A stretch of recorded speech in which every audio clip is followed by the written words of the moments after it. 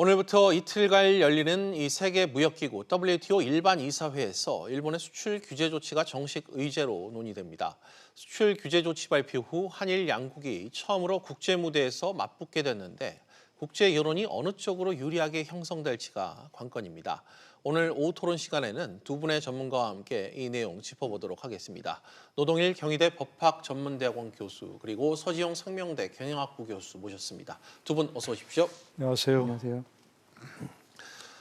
일단 몇 가지 정리가 필요할 것 같습니다. 서 교수님, 이 예. WTO 일반 이사회가 어떤 성격의 자리인가요? 예, 일단 강요 회의의 하위 조직으로서 실질적으로는 이제 최고 의사결정 기구라고 할 수 있는데요.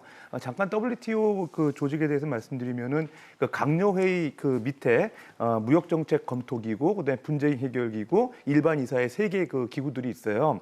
그 중에서 이제 일반 이사회 같은 경우는 사실 1년에 6번 정도가 정기 회의를 이루어지는 그 상설 기구고요. 예. 그 강요 회의가 최고 의사결정 기구긴 한데 사실 그 2년에 한 번씩 회의가 이루는 비상설 기구이다 보니까 사실 어떤 그 현안에 대해서 의결할 수 있는 그 시간이 상당히 제한적이에요. 그러다 예. 보니까 이제 이번에 이제 일반 이사회를 통해서 각국의 이제 회원국 대표들이 다 참석해서 요 그 일본 수출 규제 현안에 대해서 그 이제 논의를 하고 이런 그 공론회장을 마련하는 기회인 것 같은데요. 우리나라 입장에서는 이제 해당 문제가 이제 회원국들 전체에 우리나라의 그 일본 수출 규제의 그 부당성을 알리고 그다음에 이제 그 공감대를 이끌어내는 좋은 장이 될 것 같고 어쨌든 상당히 그 일반 이사회가 중요한 그런 그 자리임은 분명한 것 같습니다. 알겠습니다. 지금 이 한국이 제출한 일본 수출 규제 의제, 이 전체 14개 의제 가운데 11번째로 논의될 것이라고 들었습니다.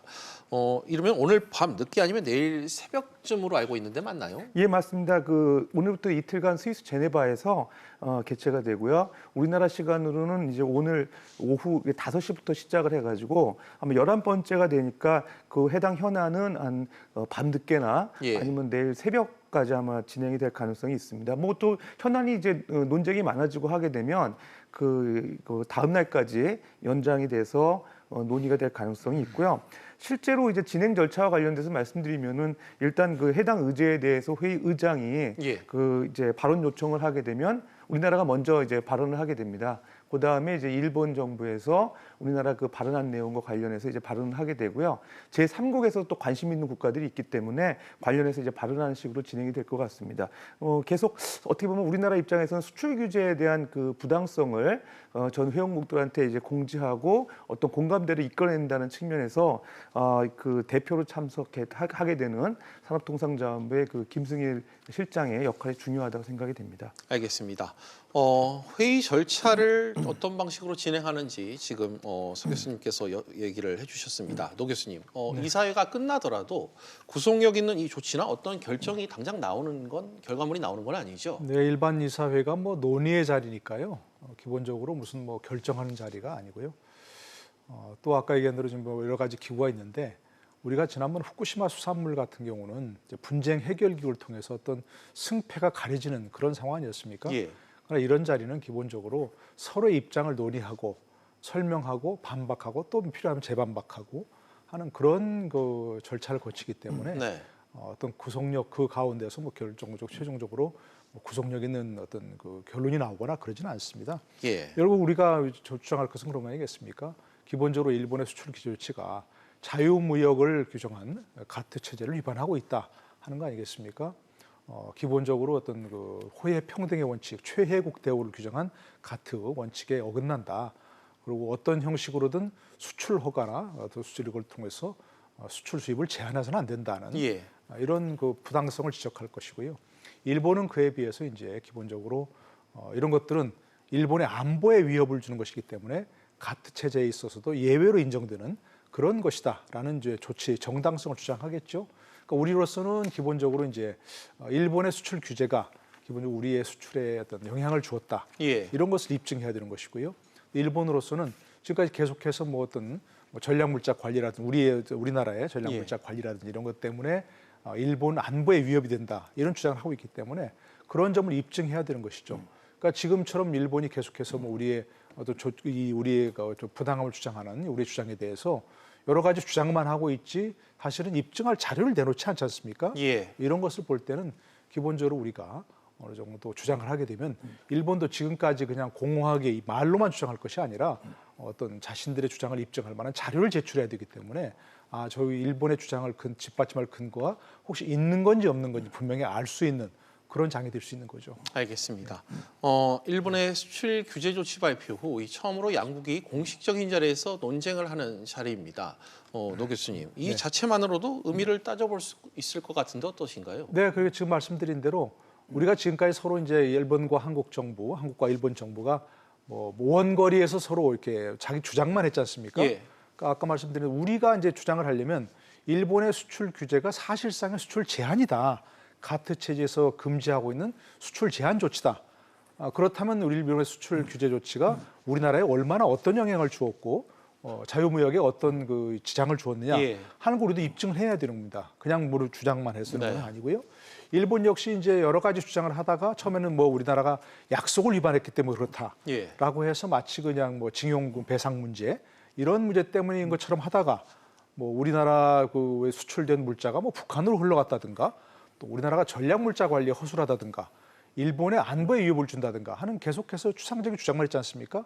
그런데 이런 그 이사회에서 WTO 이사회에서 주장을 하려면 그냥 주장만은 안 되는 것이고 우리가 얘기할 때 그럼 주장을 입증할 만한 자료를 제시하라 예. 얘기할 수 있으니까 일본이 그런 주장을 입증할 만한 자료를 제시하지 못한다면 일본의 주장이 별로 명분이 없다 이렇게 볼 수 있는 것이고 만약에 그런 것에 대해서 어떤 주장을 입증할 만한 자료를 제시한다면 그에 대해서 우리가 또 논박할 수 있는 가능성이 있으니까 지금까지처럼 서로 원거리에서 주장만 주고받다가 이렇게 마주 앉아서 서로의 주장을 입증할 수 있는 자료를 제출하고 하는 것이기 때문에 상당히 큰 의미가 있는 자료라고 할 수 있는 거죠. 알겠습니다. 서 교수님, 예. 한국 측에서는 이 김승호 신통상질서 전략실장이 수석 대표로 지금 대표단을 꾸린 상황입니다. 실장급 관료가 WTO 이사회에 참석하는 건 이례적이다 이런 분석도 나오고 있어요. 예, 원래 그 WTO 일반 이사회에 참여하는 그 수석 대표들은 보통 그 제네바 주재 각국 대사들이 참여하죠. 그래서 우리나라 같은 경우도 당초에는 제네바 대사가 참석할 거로 예상이 됐는데 예. 이 사안이 사실 중요하고 또 관련 현안에 대해서 우리의 입장을 이제 명확하게 회원국들한테 공지를 해야 되고요. 또 이제 그 전문성, 과거 경험 이런 것들을 봤을 때 과거 이제 후쿠시마 수산물 그 분쟁에서 승소를 하는데 기여했던 이제 그 김승일 실장이 예. 참여한 것이 어떻게 보면은 약간 이례적이도 볼 수 있지만은 우리나라 입장에서는 당연한 어떤 그 좋은 결과 방침이 아닌가 생각이 되고요. 예. 결과적으로 이제 WTO 일반 이사회에 꼭 대사가 참여한다기보다 이에 동등한 직위를 가진 그런 고급 관료들이 참석하는 것도 이제 가능하기 때문에 아마 이 사안의 특수성 때문에 이번에는 이제 우리나라에서는 이제 산업통상자원부 김승희 실장이 참석하는 걸로 이렇게 알려져 있습니다. 이사회에 참석하는 참석자들의 뭐 격식, 형식보다는 그 내용, 실질에 좀 중요하기 그렇죠. 때문에 예. 알겠습니다. 반대로 일본 측에서는 야마가미 이 신고 이 외무성 경제국장이 참석한다고 지금 들었는데 이 경제국장 직급은 한국의 실장급보다는 더 낮게 평가가 되고 있다면서요? 예, 뭐 그렇긴 하다고 합니다. 근데 사실 이분 같은 경우도 이제 정통 경제 관료고 그다음에 이번 그 현안에 대해서 전문성을 가지고 있고 어떤 그 상당히 정통한 그런 입장에서 일본 측을 대표하는 그 수석 대표로 이제 나오는 걸로 이렇게 보이고요. 특히 이제 이번 그 회의에서 지난 G20 정상회의 때 결과 보고도 할 거로 이제 예상이 되기 예. 때문에 겸사겸사 이제 관련 문제 적임자로 아마 추정이 돼서 이제 수석 대표로 나온 것 같습니다. 알겠습니다. 노 교수님, 어찌됐건 일본 그 본국의 고위 인사와 정식으로 마주하는 자리를 갖게 됐습니다. 현지에서 양자 간 협의가 이루어질 수 있을 가능성도 있나요? 그럴 가능성이 있었으면 좋겠다는 생각이 들긴 하지만 현재로서는 뭐 그럴 가능성은 좀 희박해 보입니다. 예. 왜냐하면 이것은 무슨 뭐 국장급이라든지 실장급이라든지 뭐 대사급이라든지 이런 데서 해결될 만한 문제가 아니지 않습니까? 네. 양국 간에 지금 최고위층 우리나라의 문재인 대통령, 일본의 아베 신조 총리가 지금 대립하는 그런 상황이 돼 있고요. 예. 국가 대 국가 간 충돌이 지금 이루어지는 그런 상황이겠습니까? 그렇기 때문에 뭐 두 사람이 맞는다 하더라도 무슨 협의라든지 그런 것이 이제 이루어질 가능성은 별로 없다고 봅니다. 김 실장도 그렇고 이제 야마가미 그 국장도 그렇고 상당히 고위층으로서 통상 질서에 대한 어떤 해박한 지식이 있고 그에 대해 서로 입장을 충분히 피력할 수 있는 그럴 가능성은 있지만 지금 파견될 때 본국의 엄격한 지침을 받고 가는 거 아니겠습니까? 예. 어떠한 부분에 있어서 어떠한 말만 해라 하는 그런 정도 지침을 받고 있기 때문에 양국이 그 지침을 양국 그 관료들이 그 지침을 어기고서 예. 자기들끼리 만나서 무슨 협상을 하거나 협의를 하거나 그럴 가능성은 현재로서는 없습니다. 물론 그 과정에서 어떤 유교라는 것은 항상 유동적이니까요. 예. 뭐 어떤 만나서 얘기를 할 때 본국의 지침을 빨리 받아가지고 협의할 수 있는 가능성도 물론 있습니다. 예. 전혀 없다고 할 수는 없지만 현재까지 기류 봤을 때는 양국 본국의 지침을 어기거나 아니면 본국의 지침을 넘어서서 본인들끼리 협의할 수 있는 그런 가능성은 뭐 없다고 봐야죠. 알겠습니다. 현 상황에서는 한일 양국 간의 설전이 불가피해 보이는 상황입니다. 또 어떤 카드를 서로 꺼내들지도 관심사인데 이 부분도 좀 짚어주실까요?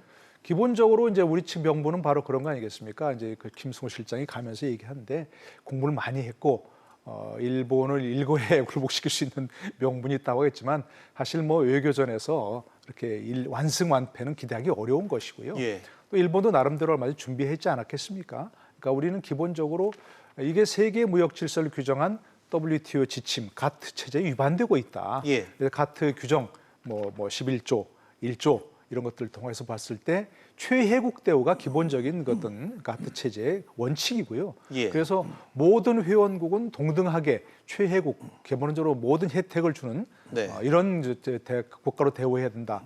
이런 원칙에 위반되고 있다. 예. 이런 주장을 분명히 해야 되는 것이죠. 근데 이제 일본으로서는 이제 꺼낼 수 있는 게 가트 21조에 나와 있는 최혜국 대우, 동등한 대우를 해야 되지만 모든 회원국에 그런 예. 대우를 해야 되지만 안보상 우려가 있을 때는 예외로 할 수 있다. 이런 조항이 있거든요. 뭐 그럴 때 이제 그런 조항을 꺼내 들고서 기본적으로 일본의 어떤 조치는 그런 조항에 합당한 것이다. 이렇게 주장할 수밖에 없는 그런 상황일 겁니다. 알겠습니다. 이번에는 서 교수님. 예. 이사회에서 구속력 있는 결론이 당장 나오는 건 아니라고 앞서 지적을 해주셨습니다. WTO 정식 제소를 위한 우리 나름의 지지와 명분은 좀 확보할 수 있겠다고 보여지는데 어떻게 판단하시죠? 예, 일본 그 WTO 그 일반 이사회가 어떤 그 사안을 결정하고 최종 결론을 내는 자리가 아니고 실제 우리나라 입장에서는 WTO 제소 여부를 결정하는 하나의 그 관건이 될 것 같아요. 그러니까 우리가 얼마나 그 이 현안에 대해서 부당함을 회원국들한테 잘 설명을 하고 공감을 이끌어낸다고 하면 향후에 이제 WTO 제소가 가능하다고 이렇게 판단이 될 거고요. 그렇다고 하면은 우리나라가 그 다른 절차를 거쳐서 WTO 제소가 이루어질 거로 보이고요. 그러니까 그거에 중요한 어떤 관건이 될 것 같고 실제로 이제 WTO 제소가 이루어진다 그러면은 일반 이사회를 통해서 이루어지는 게 아니라 아까 이제 노 교수님께서 말씀하신 분쟁 해결 기구, Dispute Settlement Body라는 그 기구를 통해서 이제 그 진행 절차를 밟게 되고요. 근데 협의가 60일 내에 이제 일단 주어지는데 그 기간이 이제 아마 이루어지지 않을 가능성이 있기 때문에 아마 이제 패널 구성을 통해 가지고 패널 심리가 이루어지는 2단계부터 바로 진행될 가능성이 있어요. 그래서 이제 패널 심리가 이루어진 다음에 그 패널 심리에는 3인의 있던 전문가들이 들어와 가지고 현안에 대해서 이제 논의를 합니다. 그래서 현안 논의를 해서 패널 심리가 이루어진 다음에 패널 보고서가 채택이 된 다음에 그 채택본 보고서에 회원국 전체가 동의한다면 그게 이제 바로 이제 결론이 나게 되는데 이제 단 WTO 이제 분쟁 해결 기구의 특징은 뭐냐면 상소제도라는 게 있어요. 지난 우리 후쿠시마 수산물 그 분쟁에서도 상소제도를 통해서 우리가 2심에서 승리를 했는데 상소를 통해서 이제 기존에 채택된 보고서가 이제 수정이나 기각될 가능성도 있습니다. 그 다음에 이제 이행 절차로 들어가지고 30일 내에 그 해당 결론을 이행하도록 그런 절차가 이루어지게 되는데 뭐 상당히 이제 길게 스탠스가 이루어질 가능성이 있습니다. 그래서 우리나라도 좀 장기적인 안목을 가지고 이번 이사회에서 공감대를 충분히 이끌어낸 다음에 이제 분쟁 해결 기구를 통해서 단계적으로 어떤 그 제소에서 이제 승리를 꼭 할 수 있는 그런 방안들을 모색해야 될 것 같습니다. 알겠습니다. 노 교수님, 일본 측에서는 자유무역 원칙을 강조한 이 G20 정상회의 결과를 보고할 것으로 지금 보이는데 그래도 우리 입장에서는 일본 정부의 부당함을 알리는 기회가 좀 되지 않을까요? 바로 이제 명분이 바로 그런 거죠. 명분이 우리에게 있지 않느냐 하는 것은 기본적으로 어쨌든 간에 어떤 명분으로 간에 수출 규제한다고 하는 것은 제한한다고 하는 것은 자유무역 원칙을 규정한 WTO 체제, 가트 체제에 위반되는 것이다라고 할 수 있는 것이고요. 더더구나 지금 말씀하셨지만 최근에 끝난 게 바로 일본이 주최한 G20 정상회의 아니었습니까? G20 정상회의 결과가 바로 자유무역 원칙을 강조하고 어떤 규제도 해서는 안 된다 이런 거 아니겠습니까? 그렇기 때문에 우리에게는 가장 중요한 명분이 바로 될 수 있는 것들이죠. 그리고 일본도 한때 그런 뭐 쓴맛을 봤지 않습니까? 중국이 히토류 수출을 규제했을 때 이건 자유무역의 원칙이 맞는 것이다 하는 그런 주장을 했었지 않습니까? 바로 그런 것 때문에 그럼 당신들은 왜 그때는 자유무역을 강조해놓고 예. 지금은 반도체 소재에 대해서 이렇게 규제하느냐 할 수 있는 것이고요. 또 일본이 처음 지금 자꾸 말을 바꾸고는 있지만 처음 얘기할 때 분명한 것은 뭐냐면 우리 어떤 법원의 판결에 대해서 불만이 있다 하는 거 아니었습니까? 약속을 깨뜨렸다 이런 것들 처음에 들고 나왔으니까요. 그런 것들이 바로 이제 정치 문제는 정치 문제로 풀어야 되고 정치 문제는 외교로 풀어야 되는데 정치 문제를 풀기 위해서 그 불만을 어떤 통상으로 규제한다 하는 것은 바로 이 WTO 체제 하에서 가트 체제 하에서 절대로 금지하는 것이니까 예. 바로 그런 점에서 우리가 명분을 얼마든지 크게 부각시킬 수 있는 그런 부분이 있는 거죠.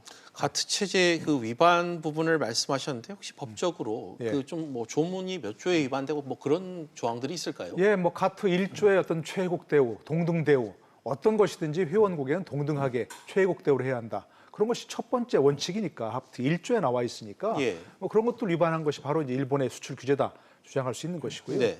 또 가트 11조에 보면 예. 기본적으로 회원국이 수출 허가 등을 통해 수출하는 죄송합니다. 예. 금지하거나 제한하는 것을 회원국의 의무로 규정하고 있거든요.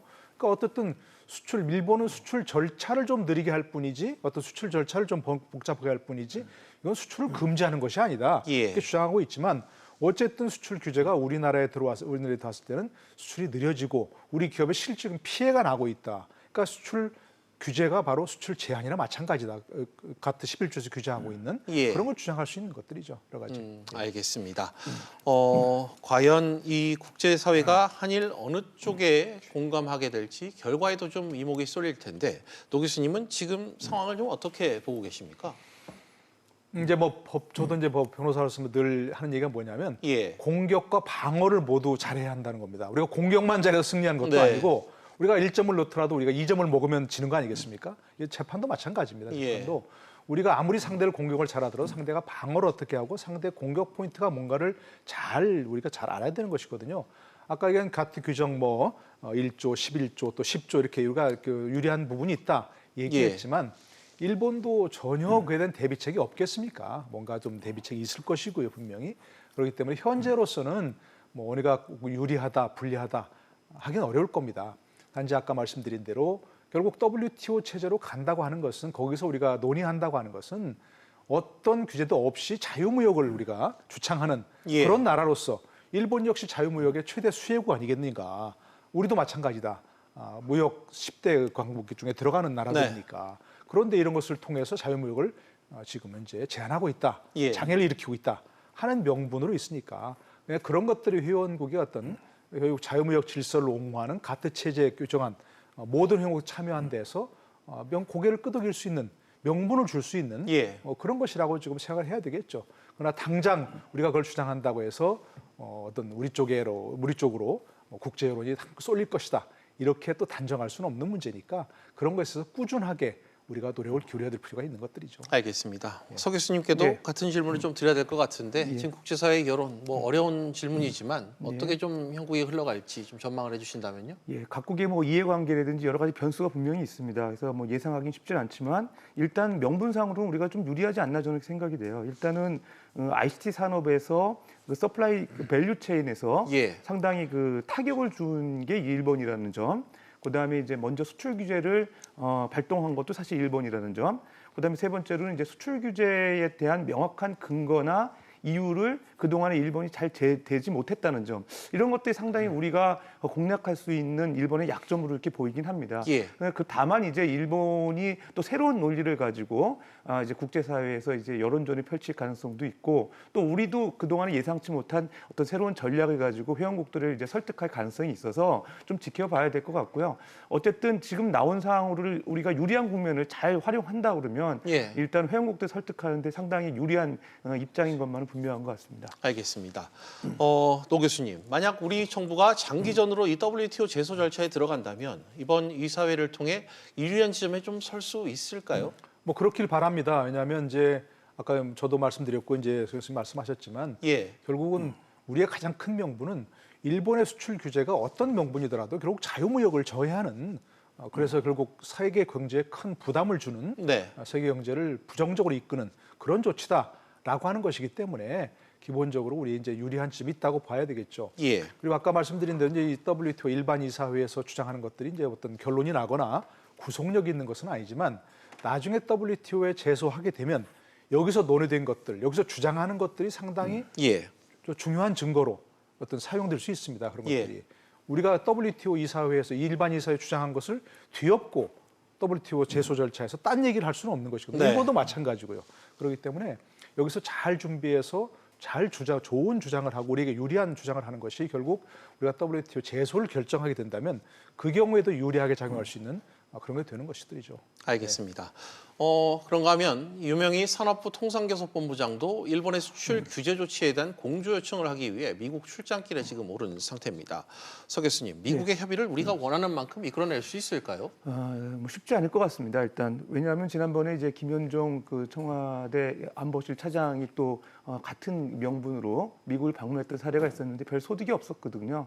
그런 측면에서 보면은 단지 이제 일본의 부당함이 이제 전체적인 세계 경제 질서라든지 미국의 어떤 경제 실익에도 도움이 안 된다는 걸 적극 강조할 것으로 보이는데 사실 미국의 입장에서는 우리나라 입장보다도 사실 어떤 미국의 어떤 국익에 도움이 되는지 또 일본과의 역학관계 종합적으로 판단할 입장에서 사실 지금 좀 그 소극적으로 자세를 보이고 있잖아요. 그런 측면에서 유명희 그 통상교섭본부장이 뭐 과거 이제 김현종 차장이 얘기했던 논리를 답습한다거나 좀 그 큰 변화가 없다 그러면 예. 미국이 이렇게 쉽게 나설 가능성은 높지 않아 보이고요. 다만 이제 WTO 이사회가 진행되면서 거기에 이제 회원국들의 어떤 반응 이런 것들이 잘 반영을 해서 또 그 통상교섭본부장이 또 전략적으로 미국의 어떤 설득을 하고 한다 그러면 조금 이제 변화의 기조도 뭐 예상할 예. 수는 있는데 어쨌든 지금 당장으로 봐서는 큰 기대를 하기는 쉽지 않지 않을까 생각이 됩니다. 알겠습니다. 같은 질문을 노 교수님께도 좀 드려야 될 것 같은데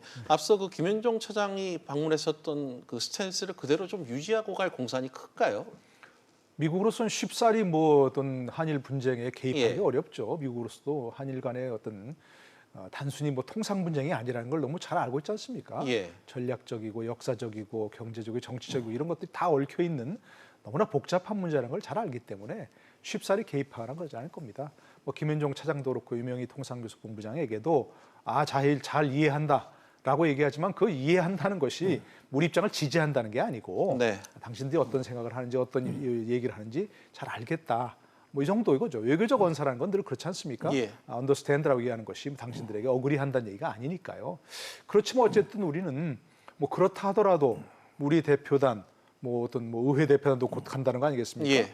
뭐 여러 경로를 통해서 우리 입장을 전달해야죠. 전달하고 설득하고 지금 미국은 일본을 보니까 무슨 뭐 외교관들 다 초청해서 다 네. 설명하고 영문 자료도 다 내고 그리고 또 뿌리 깊은 어떤 대미 외교에도 있지 않습니까? 그런 것들이 그에 못지않게 우리도 노력을 해야죠. 각계각층에서 각국 레벨에서 어떤 설득을 위해서 노력한다고 하는 것은 그리고 우리 입장에 대해서 설명한다고 하는 것은 당장 동조를 이끌어내지 못하지만 결국 적어도 중립적인 입장에서 한일 관계를 동등하게 바라보게 할 수 있는 굉장히 중요한 통로입니다. 그러니까 당장 어떤 뭐 결론이 보이지 않는다고 해서 예.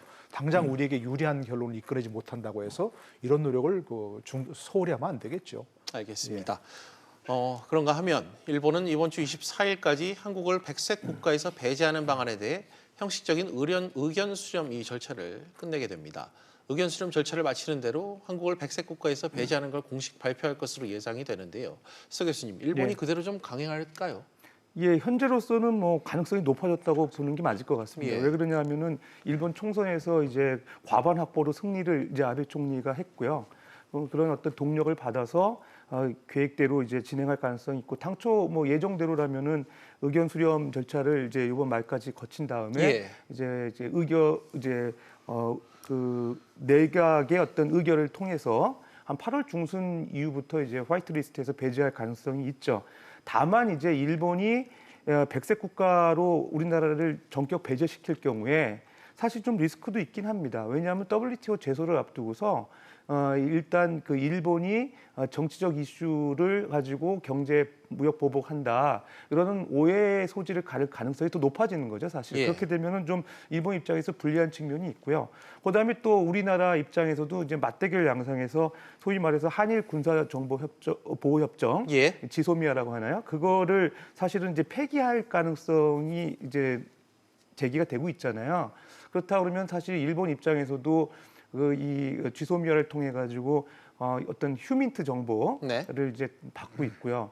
안보상의 도움을 받고 있고 특히 이제 미국 같은 경우도 이제 한미일 그 안보 협력이라는 차원에서 이 이제 한일 그 군사 정보 보호 협정에 대해 상당히 중요하게 생각을 하고 있어요. 그렇다 그러면은 이 이제 화이트리스트 배제하고 한국이 이제 맞벌을 놓을 가능성이 높다 그러면 상당히 이제 미국 입장에서도 좀 소극적인 자세를 변화할 가능성이 있기 때문에 이런 종합적인 거를 판단했을 때 일본이 전격 단행했을 때 나오게 될 여러 가지 파장을 고려하면 좀 신중하게 접근할 가능성도 배제할 수 없을 것 같습니다. 알겠습니다. 오늘 두 분 말씀은 여기까지 듣도록 하겠습니다. 두 분 오늘 나오셔서 감사합니다. 고맙습니다. 감사합니다.